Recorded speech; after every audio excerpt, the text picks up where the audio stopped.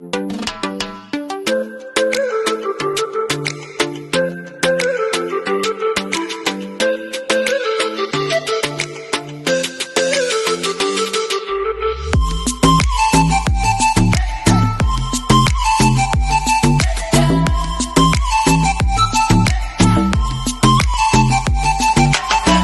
à tous.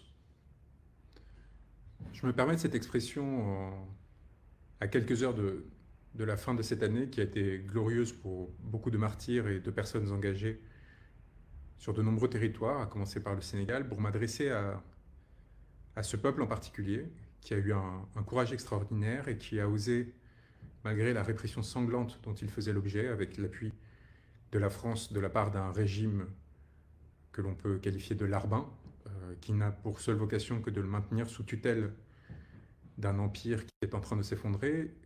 Ce peuple a eu le courage de sortir dans la rue pour défendre l'un des siens, Ousmane Sonko, qui avait eu le courage de s'opposer à ce pouvoir et de tenter de porter une alternative panafricaine, souverainiste, qui permette justement à ce peuple de se sauver et de défendre ses intérêts alors que partout s'effondre le système dans lequel il est inséré. On a connu de nombreux drames, on a connu de nombreux morts pendant cette période. Ils se sont ajoutés à tous ceux qui périssent au quotidien encore aujourd'hui en tentant les traverser par la mer pour rejoindre un Occident fantasmé, un Occident qui est en train de s'effondrer et pour lequel il ne faut nourrir aucun rêve. Et cette adresse au peuple sénégalais est avant tout pour lui dire la fierté que nous avons éprouvée, nous en France et partout ailleurs, en les voyant se lever et en les voyant résister à un pouvoir particulièrement corrompu. Nous sommes à un moment qui est charnière, qui est clé, et c'est pour ça que j'ai décidé de m'exprimer et de vous adresser ce mot. Comme vous l'avez vu, nous arrivons au 31 décembre avec encore des incertitudes quant à la possibilité pour Ousmane Sonko de se présenter aux élections le 24 février prochain. Nous avons en cela obtenu de grandes victoires, car son élimination était prévue de longue date, et en le maintenant en vie politiquement, à travers un certain nombre de procédures judiciaires, nous avons fait un travail qui, à mon sens, a été essentiel pour préserver l'hypothèse d'un pays démocratique et capable de se souverainiser. Cependant, il ne faut pas se faire d'illusions. Et ce message est avant tout adressé aux patriotes, aux militants d'un parti, et plus généralement à tous ceux qui, au Sénégal, espèrent le changement. Je suis très inquiet, très inquiet par la passivité avec laquelle ces organisations glorieuses, qui ont montré une capacité extraordinaire de mobilisation, laissent ces dernières semaines et ces derniers mois s'enfoncer peu à peu l'hypothèse d'une candidature d'Ousmane Sonko dans l'espoir que ses avocats réussissent à le sauver. Il n'y a pas de plan miracle, contrairement à ce qu'affirment beaucoup de militants de PASTEF. Il n'y a pas de possibilité pour les avocats seuls de sauver l'hypothèse de cette candidature et la possibilité pour le Sénégal d'éviter les heures sombres qui s'annoncent dans le cas où ces élections truquées interviennent sans la candidature d'Ousmane Sonko. Je tiens à faire passer ce message aux militants, aux citoyens, mais aussi aux dirigeants du parti qui semblent désorientés par la répression massive qui a eu cours ces dernières semaines et ces derniers mois et qui ont coupé les têtes de nombreux des responsables politiques et territoriaux de ce qui était le PASTEF et qui reste une structure de pouvoir extraordinaire, militante, qui a permis justement de préserver cette hypothèse que nous avons eu la charge par la suite ces derniers mois de prolonger. Nous avons réussi à obtenir un certain nombre de victoires décisives qui nous ont permis de faire perdurer cette option à travers le temps et notamment ces derniers mois. La dernière en date, c'est la décision du tribunal de Dakar, comme vous le savez. Nous avons encore hier réussi à éviter l'écueil d'une élimination d'Ousmane Sonko au prétexte d'un vide qui aurait touché sa candidature, de problèmes bureaucratiques qui auraient justifié de ce qu'il ne puisse pas se présenter du fait d'une incomplétude de son dossier. On va passer sur les argumentaires qui sont évidents, qui consistent à dire que tout cela n'est que prétexte et que le seul objectif est de l'éliminer politiquement à travers des justifications bureaucratiques. Rappelez-vous d'une chose fondamentale. Le droit n'est que l'instrument du politique. Et l'avocat n'est que le porte-voix de son client.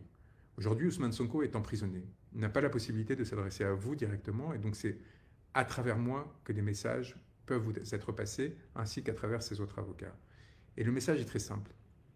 Sans prise de conscience de ce que l'organisation rigoureuse de manifestations et de mobilisation populaire qui démontre la détermination du peuple sénégalais à faire vivre leur démocratie et à refuser de se voir imposer une élection Potemkin qui ne ferait qu'évider le processus électoral et qui définitivement ferait quitter le Sénégal des rives de l'état de droit, de la démocratie et de la souveraineté populaire, il n'y aura pas de candidature d'Ousmane Sonko en février 2024. Sans remobilisation massive des patriotes et des militants, sans pression faite sur le gouvernement qui a des adresses, a des lieux de vie, a une identité, a des visages, a des corps, a des individus qui le composent et qui dès lors peuvent être ciblés, peuvent être alpagués publiquement afin de leur réclamer le respect de ce droit du peuple sénégalais à s'autodéterminer, du droit du peuple sénégalais à s'extirper de l'emprise néocoloniale et des décisions qui sont prises à Paris pour s'assurer que ces ressources continuent d'être pillées, sans rappel continu et puissant de la part de ce peuple sénégalais à l'égard de leurs dirigeants, qu'ils risquent leur vie et leur devenir, il n'y aura pas de candidature d'Ousmane Sonko. Le travail que j'ai fait en tant qu'avocat ces derniers mois, qui a permis d'éloigner les nervis des rues de Dakar et des principales villes du pays, qui a permis de mettre fin à l'orgie de violence à laquelle se destinait ce pouvoir, doit être complété par une détermination, une mobilisation citoyenne qui doit aller au-delà de tous les prétextes juridiques qui pourraient leur être opposés. Je marque mon incompréhension publiquement quant à la soumission dont certains font montre à l'égard de ce pouvoir, alors même qu'ils sont censés faire partie des premiers cercles de M. Sonko. Je marque mon étonnement quant au fait que des mobilisations soient annoncées, puis annulées, parce que le pouvoir a décidé de les interdire et que cette interdiction soit relayée par les supposés alliés d'Ousmane Sonko. Nous ne sommes pas les porte-voix du pouvoir. Nous n'avons pas à devenir les porte-voix du pouvoir. Et nous avons en responsabilité à exiger qu'il soit possible pour le peuple sénégalais d'exercer ses droits. C'est d'ailleurs la seule alternative qu'il nous reste à l'émeute, à la violence, au massacre dont nous menace le gouvernement actuel. Sans détermination à exercer nos droits de façon pacifique, notre droit à l'expression, à la manifestation, il n'y aura pas d'élection libre et démocratique en février 2024. Sans dépassement des craintes qu'a suscité ce pouvoir en enfermant 1000 Sénégalais, dont les principaux responsables du PASTEF, sans capacité à régénérer une structure de pouvoir rapidement, territoriale, quartier par quartier, avec des personnes désignées chargées de mobiliser les jeunes, et qui à leur tour se mobilisent pour faire parler le peuple, et pour montrer à ce gouvernement qu'il ne s'en tirera pas comme ça, et qu'il n'écrasera pas la souveraineté populaire, il n'y aura pas de candidature d'Ousmane Sonko. Vous avez montré au monde une maturité politique extraordinaire, en n'ayant pas peur des tirs à balles réelles que l'on vous opposait, en n'ayant pas peur de montrer la détermination du peuple sénégalais à se mobiliser, y compris face à la violence. Qu'est-ce qui se passe désormais, à 2 mois d'une échéance cruciale qui risque de transformer la démocratie sénégalaise en une pantomime, c'est-à-dire d'évider le suc qui donne l'énergie à un peuple, qui lui permet de se régénérer, de créer des ressources et de faire face à la misère et à l'exploitation à laquelle on cherche à le vouer. Qu'est-ce qui se passe à 2 mois de ces élections qui vous fasse tant craindre ce pouvoir alors que ces prisons sont pleines à craquer, qu'il n'arrive pas à s'opposer à vous par la violence car il a trop peur des procédures que nous avons enclenchées et qu'il ne saurait vous enfermer si un nouveau mouvement de masse intervenait.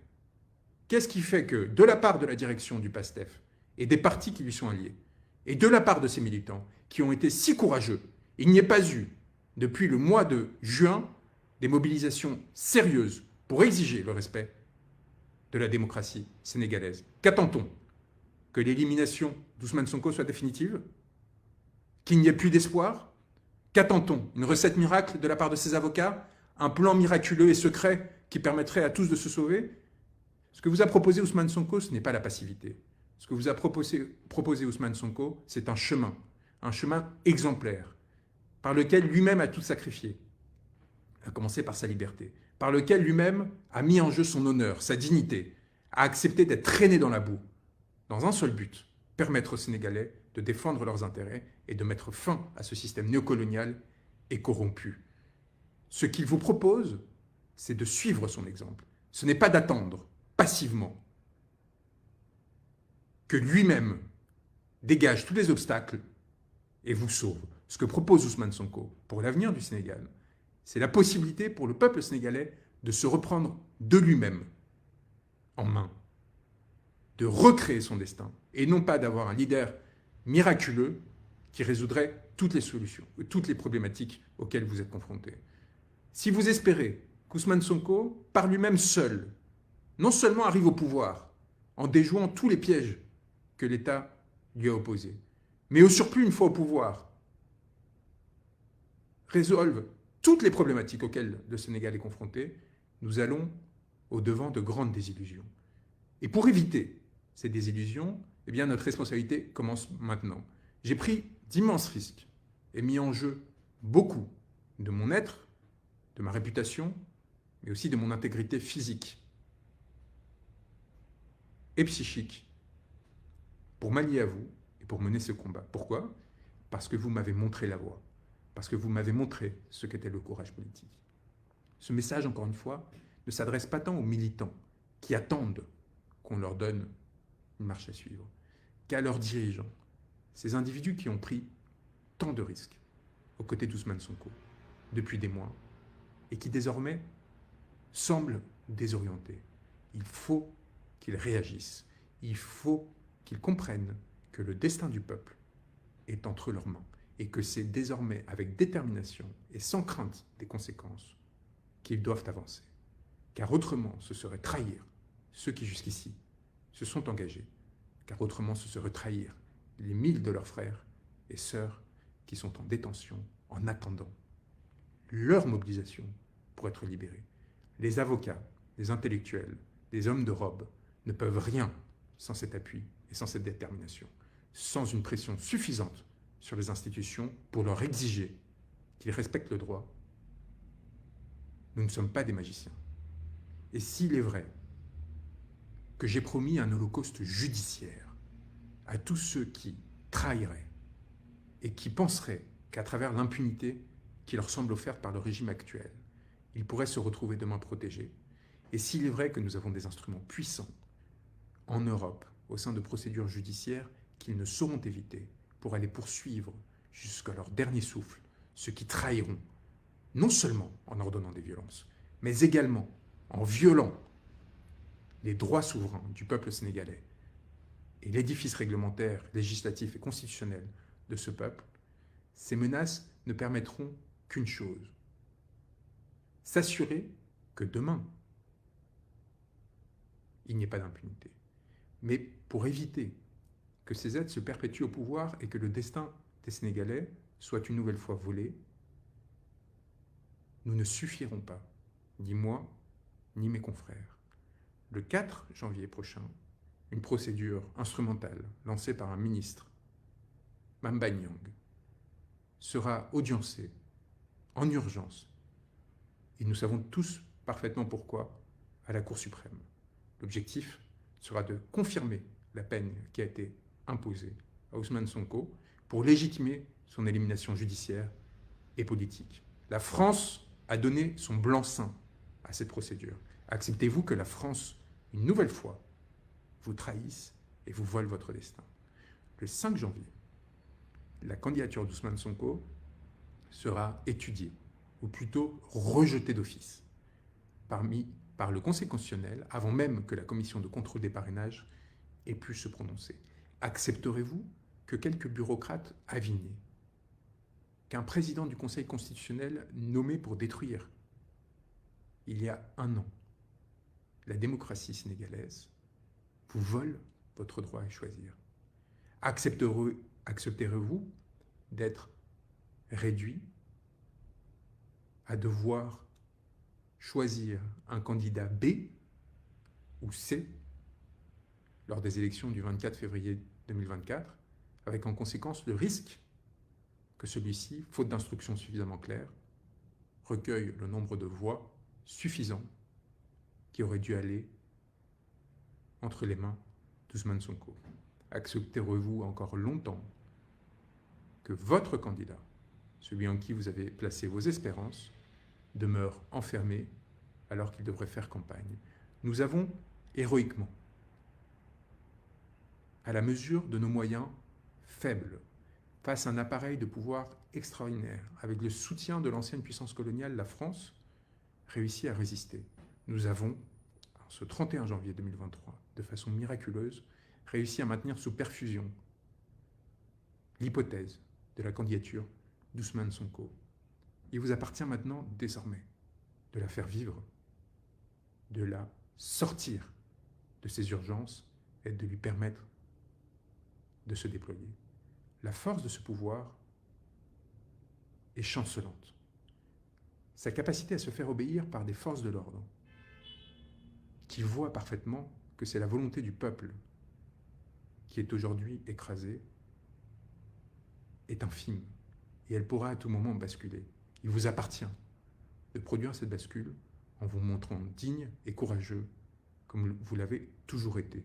Je suis venu à vous impressionné par ce courage et cette dignité. Je ne suis pas venu à vous par adhésion à un homme ou à ses idées. Je suis venu à vous car j'ai vu un peuple se lever et que j'ai vu là un exemple qui a tant d'autres pourrait donner de l'espoir.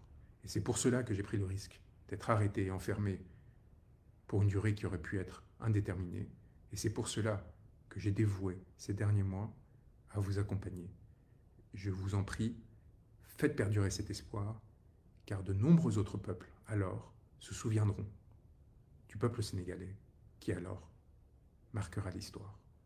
Je vous souhaite, non pas une bonne fin d'année, mais des préparatifs méticuleux et une organisation autonome s'il le faut, si vous voyez que les instructions ne sont pas suffisantes, de façon à vous assurer que la bascule intervienne au bon moment et que le peuple maintienne son emprise sur son régime.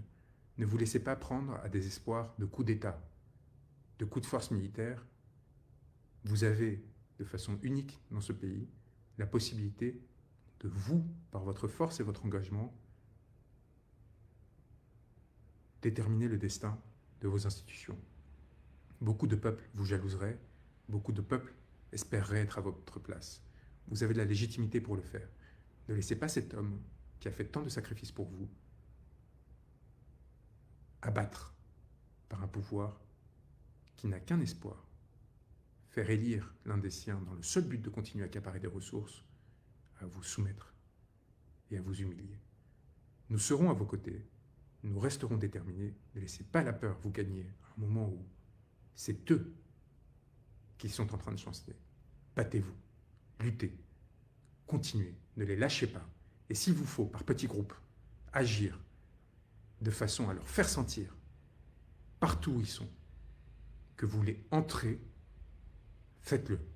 N'attendez pas que des instructions ne vous soient données, n'attendez pas qu'un appareil politique qui est harcelé par le pouvoir vous dise où aller. Vous savez où ils sont, vous savez ce qu'ils font et vous savez ce qu'il vous faut faire pour vous imposer. Courage à tous, nous ne vous lâcherons pas, mais à une condition, que vous-même, vous ne vous abandonniez pas.